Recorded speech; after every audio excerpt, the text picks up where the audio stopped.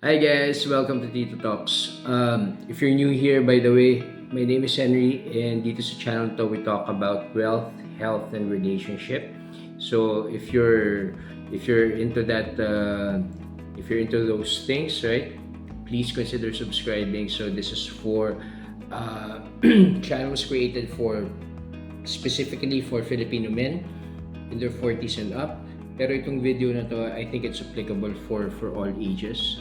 So, quick question. Overthinker ka ba? If you are, then hindi ka nag-iisa. Ako din eh. Overthinker din ako. Alam mo yung tipong may naisip ka, may plano ka, may gusto kang gawin. Tapos, it took you days, weeks, years. Tapos, you're still basically in the same place no, that you were. Kasi tatakot kang gawin siya, right? So, you're overthinking a lot of different things. No? Ang dami mong iniisip, ang dami mong kino-consider, right?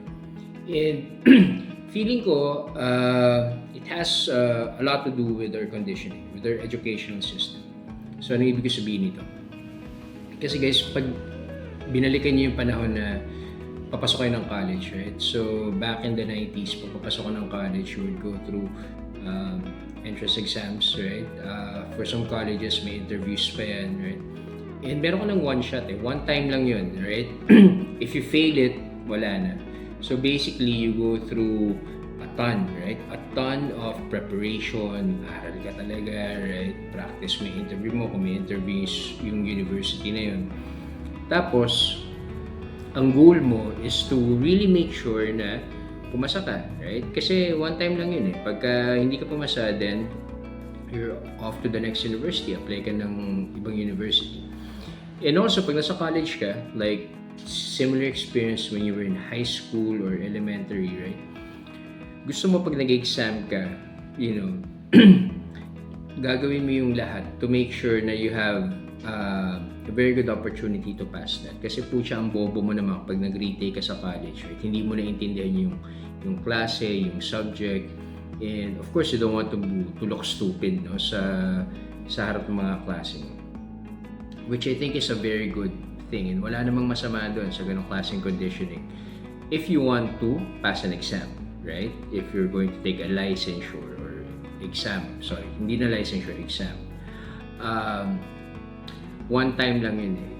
Pero ang problema, hindi siya applicable sa adult world, right? Hindi naman one shot lang yung buhay. I mean, if you go through life, there are a lot of things wherein you would succeed and a lot more times na magfe-fail ka in the process. Hindi siya one shot eh, right? Marami kasing aspeto sa buhay wherein if you look at it, right? May isang bagay sa buhay mo na if you make a decision, wala nang balikan, right? Like for example, pipili ka ng pakakasalan mo, right? Papakasal ka. Wala nang balikan yun, right? Especially here in the Philippines na hindi naman uso yung divorce. Yes, may annulment, pero it can be very expensive. It's an option for some na may pera, pero hindi siya option sa karamihan, right? So wala nang, technically, safe to say, wala nang balikan yun. Naisip mo mag-anak, right? Magka-baby. One time lang yun.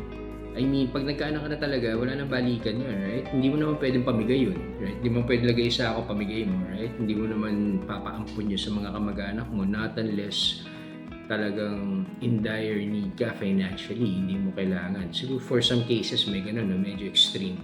Pero wala nang balikan yun, anak mo pa rin yun, right? Yung mga ganung desisyon, very critical in your life eh. You know, it would require you to like really think things through, right?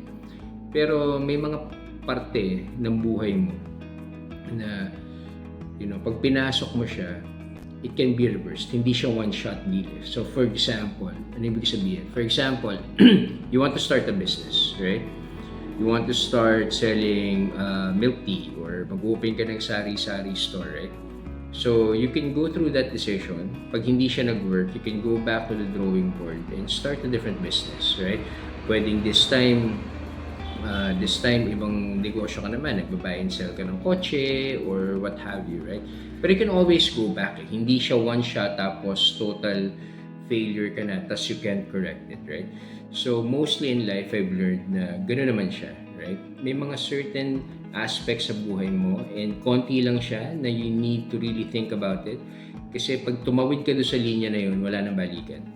Pero maraming aspeto sa buhay mo na you decide on it now. Pag hindi nag-work, then you can always go back and you know, make things right. So, tingin ko yun nga, no? Overthinking has a lot to do with the conditioning. Yung the way na kinondition tayo ng school system natin. No? That's one. Also, meron merong ugali. Like most people, regardless kung nasan ka, right? Gusto mo 100% sure ka. 100% sure ka even before you lift a finger. Even before you make a move. Kailangan ma-tick niya lahat ng boxes sa listahan mo even before you decide. Hindi ka pa yung hindi pa tayo may gagawin ka. Magdedesisyon ka pa lang. It has to meet A, B, C, D, E, F, G before ka, sige, game. Magdedesisyon na ako, gagawin ko to. Tapos saka mo pa lang siya gagawin. Alright. Pero the question is, if you think about it, how much certainty do you actually need para maging sure ka, para mag-decide ka to do something? Okay? Kasi wala namang 100% na pag ginawa mo to, ito yung magiging result, right? Hindi naman siya ganun. It doesn't work that way in the adult world, right? So for example, yung manager ako, I've learned this nung nasa call center ako, right? So dati, part ng trabaho ko noon is to look at our contractual KPIs. Every day yun, lagi. You know, just to make sure na nami-meet namin yung contractual KPIs namin month on month, right?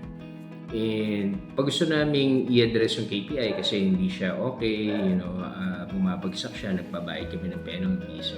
So kailangan namin siya address quickly. So basically, ginagawa namin, we look at the data, tapos we get insights. Pag may data na, we get insights from our team leaders, yung mga agents namin, all that.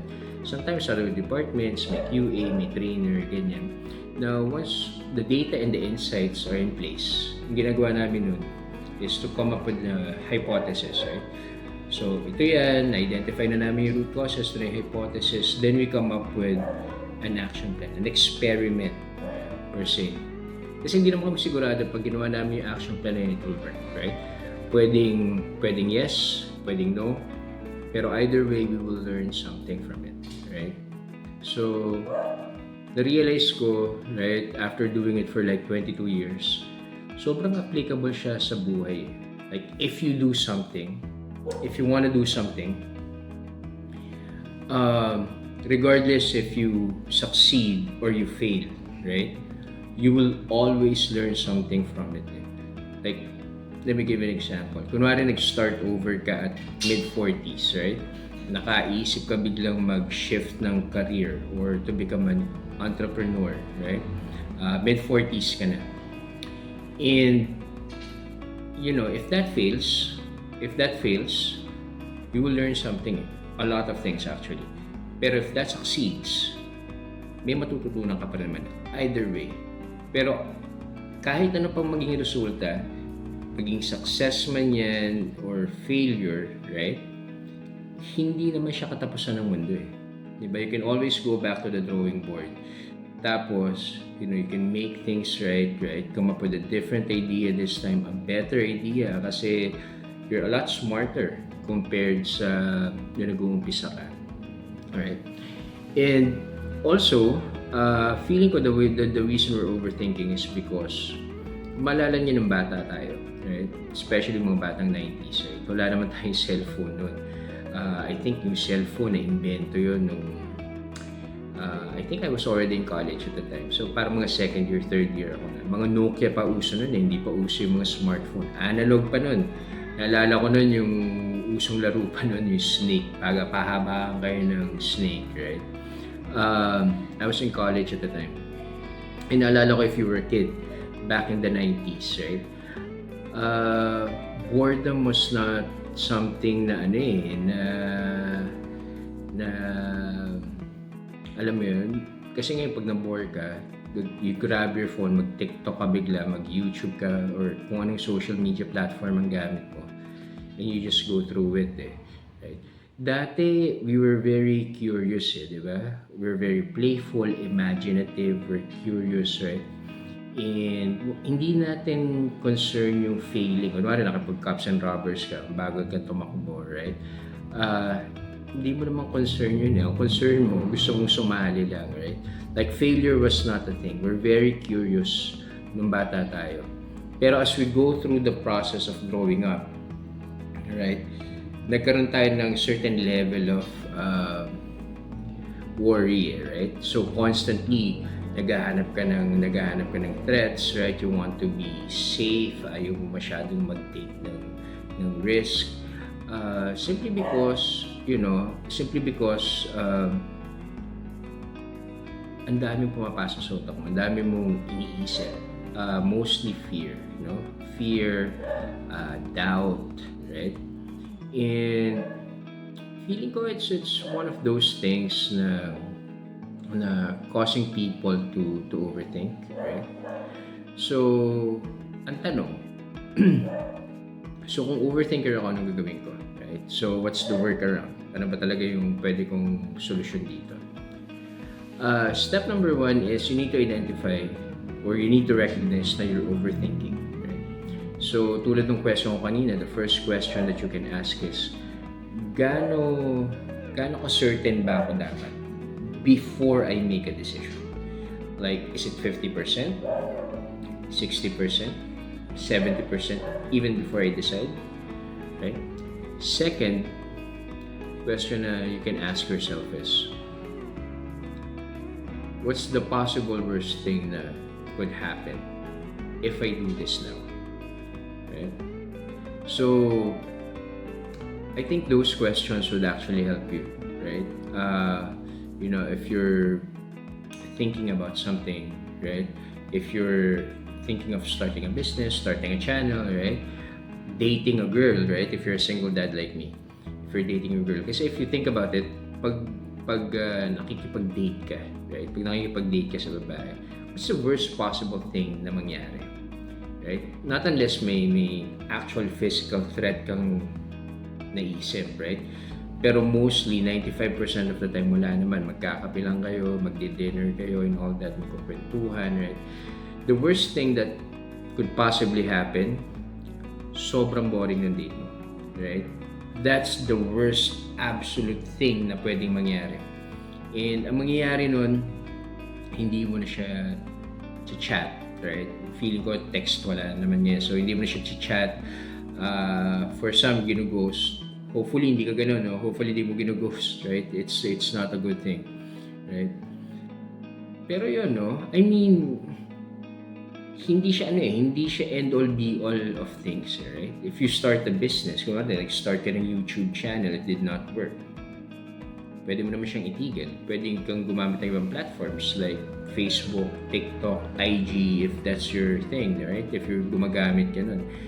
Either way, kung mag-succeed ka or mag-fail ka about something, you will learn something about it. As long as you're documenting it, you're closely working do sa process na yun, right? You will always learn something about it. Alright. So, those are the two things, right? Those are the two things na pwede mong gawin. You can recognize first na you're overthinking things, right? Second, once na recognize mo, ask those questions, right? Ask those questions. Third, what you can do is, step 1, so may problema ka or may gusto kang mangyari, right? Second, you look at the things that you can do, diba? To make sure na you're moving towards that goal. Let's say, starting a business. So, ano ba yung mga kailangan kong gawin? Then you do an experiment, right? You do an experiment. You try it out, right? You try it out. Then, pag hindi, whatever happens, right? Doon sa ginawa mo, you can check kung ano ba yung root causes, bakit nag-fail yung business. That's one. Second, what are the things that you could have done differently? Or, ang pinakamagandang question, bakit ka nag-succeed? Paano ka nag-succeed? Di ba? Then, it's just basically a cycle, right? So, overthinking, I think, at the end of the day, is not a good thing. No? Kasi, ang dami niyang kinukonsumo sa'yo. Kumukonsumo siya ng oras, kumukonsumo siya ng energy, right? Pera, possibly. Let me tell you a quick story. So, pre-pandemic, I have this friend. And, tagal ko na siyang friend. We went to the same high school. Tapos, trabaho kami sa HSBC, magkasama kami. At the time, parehas kaming assistant manager. No? So, it's a funky name for team leader. Right? So, magkasama kami sa isang department. We're pretty close at the time. And, dumating yung point na he decided to be a financial advisor for one of the top insurance companies dito sa Pilipinas. So, I think that was 2018, 2019. He invited me na, hey, gusto mo ba mag-financial advisor? And initially, I wanted it. I want to be a financial advisor. Tapos, sobrang nag-overthink ako. Sobrang nagduda ako. And at the end, because of doubt, because of fear, hindi ako tumuloy. Now, fast forward after a few years, nakausap ko siya kahapon. And, he did really well. He's been in the industry for like 14 years. He has earned hundreds of thousands of pesos in that industry. Earnings na sa totoo lang, mahirap kitain sa center not unless you're maybe an AVP or a director, right? A VP, right? Sobrang galing. And nanghinayang ako, honestly. Simply because naisip ko kung sumama ako sa kanya at the time, I would have been in the similar position, right? Siguro, I would have also earned the same amount of money. Pwedeng mas mataas, pwedeng mas mababa, depende naman yun sa performance, right? Because he was into sales, or he's into sales. Pero at the end of the day, naisip ko when I was reflecting about it, yun yung naging cause ng pag-overthink ko. Ang naging resulta niya was doubt and fear, and it held me back from doing it, right? Tapos at the end of the day, na-realize ko ang naiwan sa akin was regret. Regret kasi hindi ko siya tinry.